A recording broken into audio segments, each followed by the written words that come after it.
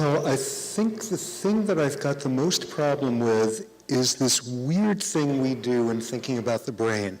We have a wonderful colleague here, Carol Dweck, who's done some research which every neurotic parent that I know, including me, cites with... Oh, you're putting the wrong people in jail.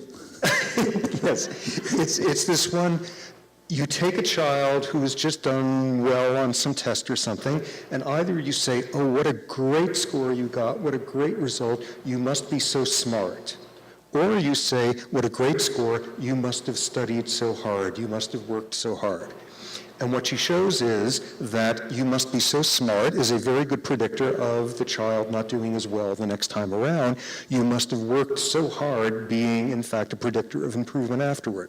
And every parent sits around and says, I got to remember this, and because, you know, motivation and focus and all of that, and that's great, and like I prescribe to that with torturing my own kids, but what it shows is an undercurrent of this weird thing that we do, which is things like raw smarts is a product of the brain, whereas things like willpower and impulse control and emotional regulation is somehow a separate homunculus sitting there in your brain, which is intrinsically less biological.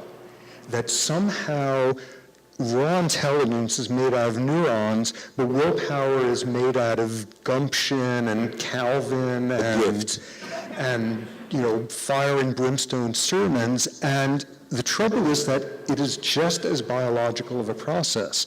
And most of us, and especially people in the criminal justice system, have a lot of trouble seeing that it is as biological a process. For example, in the scenario from the program there, these kids holding up the convenience store, and the owner's wife comes in, and the kid there has a gazillionth of a second to decide, is that the police showing up, or, oh no, it's just the guy's wife, don't shoot, but nonetheless he does, with a quarter second to make that decision.